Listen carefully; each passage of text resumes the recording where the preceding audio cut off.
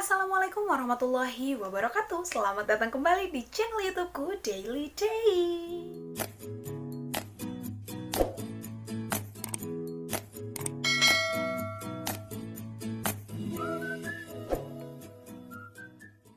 Di video kali ini aku pengen meluapkan keresahanku. Keresahan. Karena dari kemarin tuh, akhir-akhir ini tuh banyak banget pertanyaan-pertanyaan yang datang ke WhatsAppku dan DM Instagram. Dan saat ini, saatnya aku menjawab semua pertanyaan-pertanyaan itu. Wow. Nggak mungkin semua pertanyaan yang akan aku jawab, tapi semoga pertanyaan-pertanyaan yang udah aku pilih ini mewakili semua pertanyaan-pertanyaan dari teman-teman semuanya. Jadi pertanyaan-pertanyaan dari sekian banyak itu sangatlah random. Dari mulai pertanyaan tentang CPNS, tentang pageant, dari mulai aku pageant, pokoknya banyak banget. Dan sampai ada tentang hal pribadi juga ditanyakan. Emang apa sih nggak boleh? Tapi sesi kali ini aku bakal bahas tentang pageant dulu ya. Kita langsung aja ke pertanyaan yang pertama. Pertanyaan pertama datang dari @istiqomah_sweet. Oh, sweet banget. Kak, boleh sharing soal pageant enggak? Hehehe. Sangat boleh.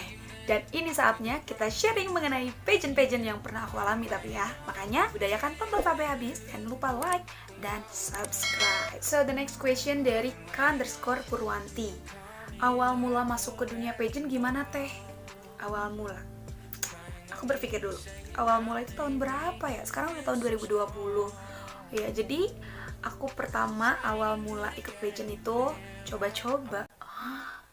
Ikut pageant kok coba-coba. Jadi pertama kali aku ikut pageant itu dimulai tahun 2015, dimana aku coba untuk ikut audisi-audisi gitu, audisi pencarian ikon muslimah berbakat yang ada di Trans 7. Kalian pasti tahu. Nah, biasanya sih acara itu tuh setiap bulan puasa, cuman bulan puasa ini aja nggak ada karena memang kita sedang diuji oleh pandemi COVID-19. Oke lah, jadi tahun 2015 itu aku ikut audisi di Jakarta dan Allah belum memberikan rezeki buat aku, so aku gagal dari situ. Nah, di tahun yang sama juga aku ikutan carian ikon muslimah yang ada di Indosiar dan kalian pasti tahu. Dan lagi-lagi aku gagal.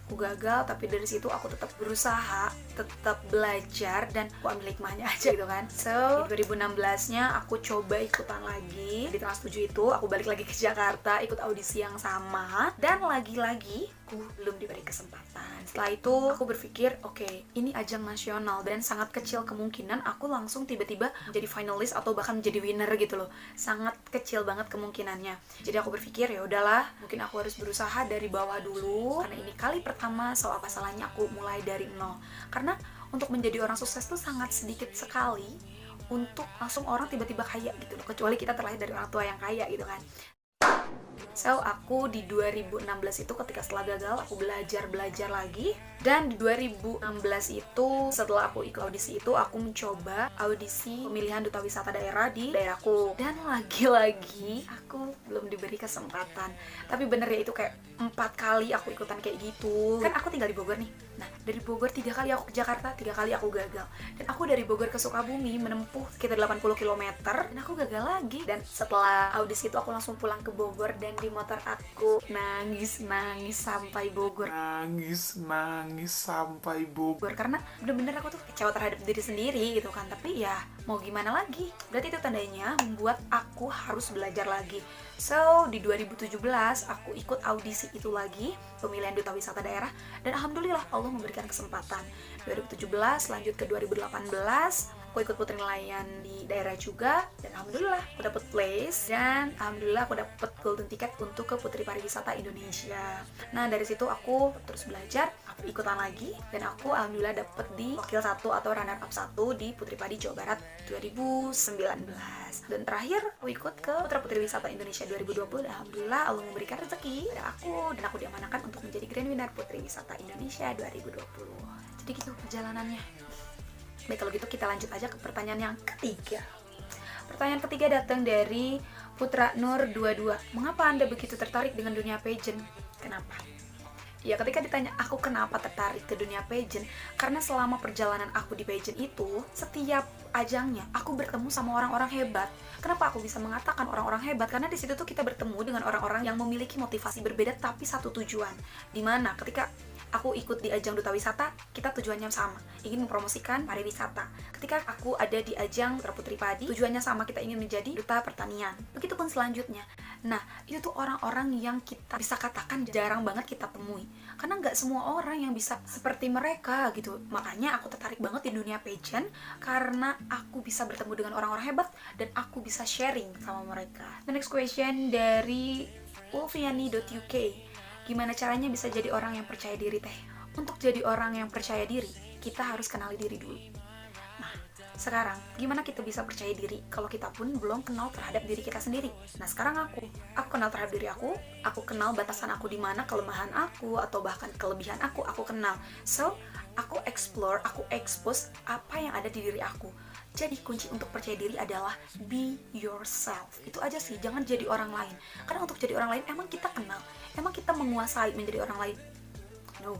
Jadi jadilah diri sendiri, dan itu bisa membuat percaya diri.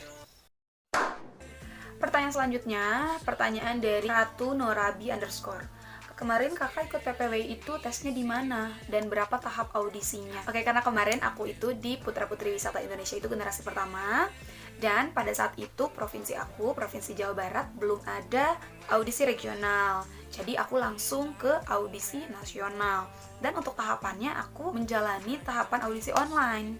Yang mana audisi online itu pastinya pertama mengisi formulir. Terus setelah itu kita menjawab pertanyaan-pertanyaan yang diberikan. Setelah itu kita audisi via phone. Jadi berapa tahapan? 2 ya. Jawab pertanyaan-pertanyaan dan interview by phone. Tapi untuk generasi kedua ini, untuk batch 2 ini, itu tergantung. Jadi ada beberapa provinsi yang memang mengadakan regional, termasuk Provinsi Jawa Barat. Di tahun depan ini kita mengadakan regional terlebih dahulu. Jadi akan ada tahapan di tingkat provinsi, dan setelah itu akan mewakili provinsi tersebut di nasional. Itu. So, the next question dari @huucitra. Mau tanya nih Kak, soal Putri Wisata Indonesia itu seleksi ngapain aja ya Kak? Udah aku bahas ya barusan. Dan dalam bahasa kita diwajibkan menguasai atau gimana Kak? Kalau berbicara mengenai bahasa, harusnya kita harus menguasai bahasa itu tersendiri. Dan bahasa yang wajib itu adalah bahasa Indonesia. Kita harus menguasai bahasa Indonesia itu karena bahasa adalah alat komunikasi untuk kita berbicara dengan orang lain. Akan tetapi, untuk bahasa asing itu sendiri, itu tidak diwajibkan. Namun, ketika kita mempunyai kemampuan untuk berbahasa selain bahasa Indonesia, atau kita mempunyai kemampuan bahasa asing, ya udah, kita keluarkan, kita tunjukkan, kita show up, dan itu akan menjadi nilai plus buat kita. Jadi, kalau untuk bahasa asing itu nggak wajib, tapi bahasa Indonesia itu wajib. Pertanyaan selanjutnya dari 2.cf. Kak, bagi tipsnya dong jadi Putri Wisata Indonesia. Tips untuk menjadi Putri Wisata Indonesia adalah kita mempunyai kemauan yang tinggi. Kalau kita mempunyai kemauan yang tinggi, kita akan melakukan apapun sesuai dengan tujuan atau target kita. Nah, sekarang ketika kita tidak mempunyai kemauan yang tinggi, kita cuma memiliki rasa penasaran aja, ikutan aja itu. Karena balik lagi, hasil tidak akan mengkhianati proses. Dan pastinya tips yang paling manjur. Tipsnya itu adalah kita ikut audisinya, kita laksanakan tugas-tugasnya, dan kita ikuti proses. Selanjutnya pertanyaan dari Bella Aprilia 89. Cara jawab Q&A juri yang baik itu gimana Kak? Cara jawab Q&A juri yang baik itu, kita harus hadapi pertanyaan-pertanyaan itu dengan tenang. Ketika si juri sedang melontarkan pertanyaan, kita simak, kita ambil main poinnya apa. Setelah itu kita dengan waktu yang singkat, kita harus mengolah kata-kata yang akan kita lontarkan untuk menjadi jawaban. Kuncinya adalah kita harus menjawab dengan tenang. Karena dengan tenang semuanya akan bisa jalan dengan lancar. Tapi kalau misalnya kitanya gugup, kitanya tidak tenang, pertanyaan mudah pun, yakin deh, nggak akan bisa terjawab. Atau yang ada ngeblank. Jadi ya, intinya sih sebenarnya kita harus tenang aja. Karena pertanyaan-pertanyaan dari juri itu bukan pertanyaan yang absurd gitu loh. Karena itu adalah pertanyaan yang materinya udah kita dapetin sebelumnya di karantina. Jadi jangan khawatir untuk pertanyaan-pertanyaan yang dilontarkan juri di Q&A. Insya Allah ketika kita tenang, kita bisa menjawabnya. Oke, pertanyaan selanjutnya datang dari Dila Aura _ Pengalaman paling memalukan ada nggak teh waktu Putra Putri Wisata Indonesia 2020? Itu pertanyaannya ya, ada pengalaman paling memalukan. Sebenarnya ada. Tapi itu tuh jadi memalukannya bukan memalukan di orang banyak gitu, bukan. Jadi hal yang memalukan menurut aku itu adalah, jadi pemilihan Putra Putri Wisata Indonesia 2020 itu kemarin kita karantinanya di apartemen Kalibata City. Di sesi photoshoot karantina, aku tuh orang terakhir yang photoshoot. Karena memang ketika kita make up oleh sponsor, dan aku bener-bener terakhir. Nah, Setelah photoshoot itu selesai, aku balik lagi tuh ke kamarku. Terus aku keluar dari lift. Aku bingung, sebingung-bingungnya. Entah aku kenapa bingung sih sebenarnya. Padahal kan bukan kali pertama gitu aku keluar masuk kamar gitu loh. Tapi aku bener-bener bingung saat itu. Aku bingung, kamar itu posisinya di mana gitu kan. Sedangkan lift itu jadi pintu lift dan lorong ke sana kamar, terus sebelah sininya juga lift dan tuh lorong kamar juga gitu. Jadi lift itu belakang-belakangan kan otomatis. Kan kamarku di sebelah sini tuh, di lorong sebelah sini. Nah, jadi photoshoot tuh keluarnya dari sini nih. Nah, harusnya ke kamar itu kan aku muter ke belakang nih, ke situ kan. Tapi aku dengan mikirnya, ya udahlah tuh sama aja, kenapa sih orang-orang harus ke sini dulu jauh-jauh gitu kan. Udah jelas posisi si kamar tuh di sebelah situ kan. Jadi ya udah, aku pasalnya aku sini. Dengan aku bawa tas, dengan pakai heels ya kan, aku dengan pedenya muter lewat yang menurutku itu jalan pintas. Ketika aku muter, set, dan ternyata itu jalan buntu. Aku bener-bener bertemu dengan tembok, dep aja gitu kan. Dan aku bener-bener itu ketawa sendiri. Sebenarnya aku malu terhadap diri aku sendiri sih. Apaan sih deh gitu loh. Pantas aja orang-orang tuh nggak pernah lewat situ karena itu tuh memang jalan buntu gitu loh. Itu bener-bener gak ada yang tahu itu dan aku ketawa-ketawa sendiri. Dan karena video ini kalau mungkin semua orang tahu ya kepolosan aku. Sumpah di situ aku malu banget, malu terhadap diri sendiri. Bener-bener nggak kerasa ya udah 9 pertanyaan aku jawab. Dan aku kayaknya nggak mungkin banget untuk menjawab semua pertanyaan yang datang ke aku. Tapi aku harap pertanyaan-pertanyaan tadi tuh bisa mewakili pertanyaan-pertanyaan teman-teman sekalian. Dan biar genap, kita satu pertanyaan terakhir lagi yuk. Pertanyaan terakhir datang dari Intan_Aulia Skarningrum 08. Teh, motivasinya apa aja? Terus tipsnya biar semangat pol sama berprestasi apa aja? Hatur nuhun. Jadi motivasi aku ikutan pageants itu awalnya memang karena aku tuh orangnya nggak bisa diem. Nggak bisa orang yang cuma udahlah aku menikmati aja, no.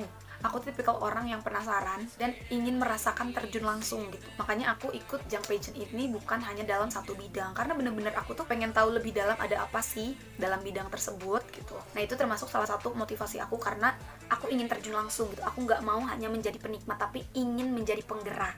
Itu pertama. Terus yang kedua, aku termotivasi ini karena khususnya untuk putra-putri wisata Indonesia ini ya, motivasi aku tuh sangat tinggi untuk mengikuti ajang ini. Jadi pada tahun 2018 ini, sebelum aku mengikuti ajang ini, yang tadi udah aku ceritain, aku pernah mengikuti ajang Putri Pariwisata Indonesia 2018. Nah, di 2018 itu posisinya aku masih mahasiswa. Nah, terus aku sebelum berangkat karantina itu, aku audiensi dengan rektor aku. Nah, terus kata si Pak Rektor gini, kamu buktikan kalau kamu juara 1, kamu akan mendapatkan beasiswa 100% untuk melanjutkan kuliah di kampus itu. Tapi karena di 2018 itu aku belum diberikan kesempatan untuk menjadi juara 1, so 100% itu hilang kandas. Nah, di 2019 akhir itu aku dapat info ada ajang Putra Putri Wisata Indonesia untuk 2020.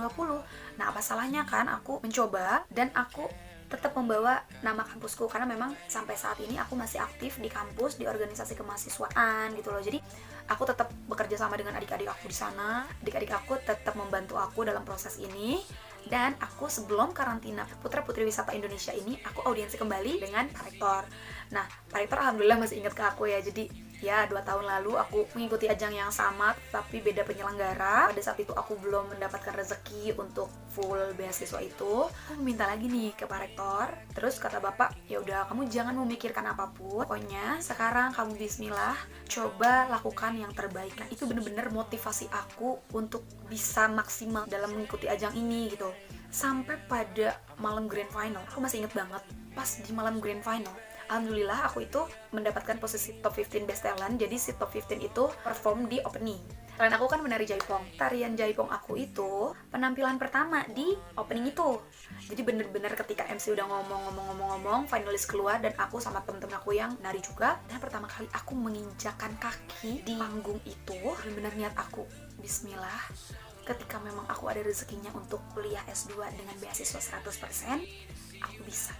Dan bener-bener alhamdulillah doa aku itu Allah ijabah dan alhamdulillahirobbilalamin aku dianugerahi jadi Grand Winner Putri Wisata Indonesia 2020 dan alhamdulillah aku pun diberikan beasiswa itu.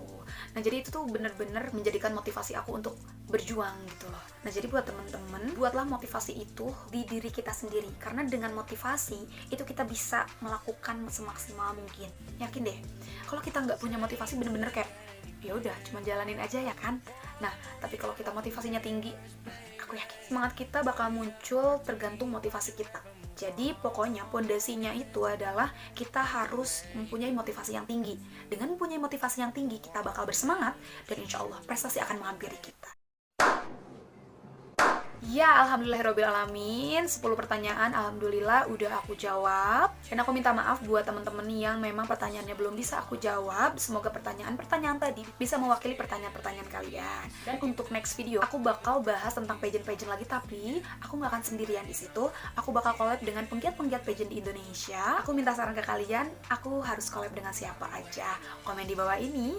Insya Allah aku bakal collab sama mereka. Oke teman-teman, jadi itu Q&A sesi pertama tentang pageants ini. Terima kasih buat teman-teman yang udah menonton. Jangan lupa komen, aku harus collab sama siapa aja ya. So, terima kasih yang udah menonton video ini. Jangan lupa like, comment, share, and subscribe. Wassalamualaikum warahmatullahi wabarakatuh.